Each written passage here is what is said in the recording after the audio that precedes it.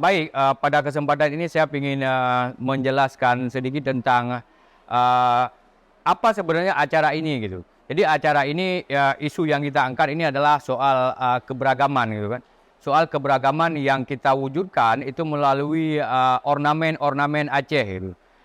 Ornamen-ornamen ini yang ingin kita gambarkan adalah ornamen-ornamen yang ada di masa lalu gitu dan hingga sekarang gitu.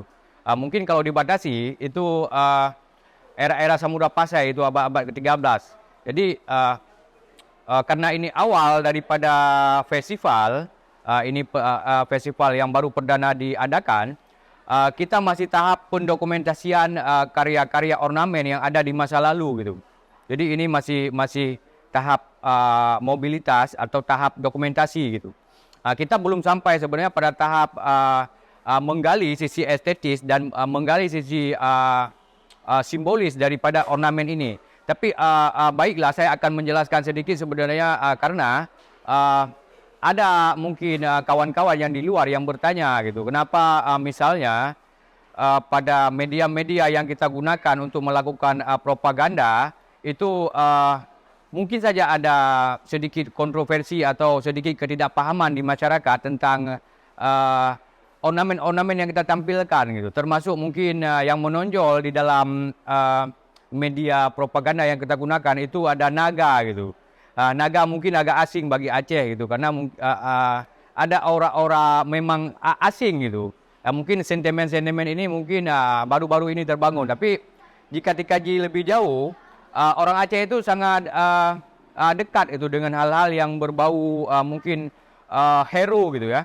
Hero-hero di masa lalu termasuk misalnya ada gajah gitu yang besar-besar yang punya memang filosofi yang kuat tentang heroisme gitu ya. Gajah dan naga gitu. Jika kita maknai naga mungkin dekat-dekat dengan Cina ya.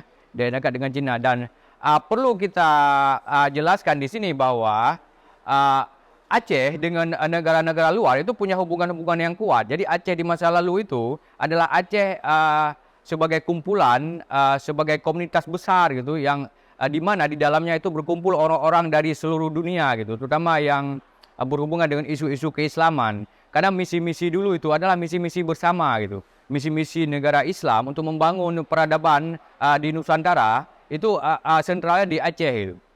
Jadi otomatis ornamen-ornamen yang kita tampilkan itu adalah wajah-wajah daripada negara-negara tersebut gitu. Ada wajah Arab misalnya, ada Cina, ada Turki di sana kan. Mungkin ada pengaruh-pengaruh negara-negara lainnya gitu. Dan itu perlu kajian-kajian lebih lanjut gitu. Nah, hal-hal yang misalnya terkait dengan propaganda kita itu memang sudah dipikirkan lebih dulu oleh tim kajian gitu sebelum kita memang mempublikasikannya secara kontemporer dalam wajah-wajah baru gitu. Misalnya pada tengah ini kan ornamen yang terdapat pada perisai gitu. Kalau dilihat dari naga ini jelas gitu. Tapi naga yang kita gambarkan ini bukan naga secara gamblang, tapi naga yang sudah dibalut dengan ornamen gitu. Naga yang sudah melalui proses stilisasi gitu menjadi ornamen gitu. Nah, begitu juga dengan gajah gitu, yang di mana gajah-gajah ini banyak kita temukan sudah menjadi ornamen itu di batu nisan gitu. Sedangkan lain misalnya ada ornamen yang di samping ini saya ambil sendiri itu di manuskrip itu, di mushaf gitu ya. Ini banyak terdapat di mushaf gitu. Sedangkan kayak ini cut yang memang lumrah dan banyak ditemukan pada era Kesultanan Samudra Pasai gitu. Jadi ini kalau Abu Taki bilang ini cut memang khas Sumatrani gitu. Khas memang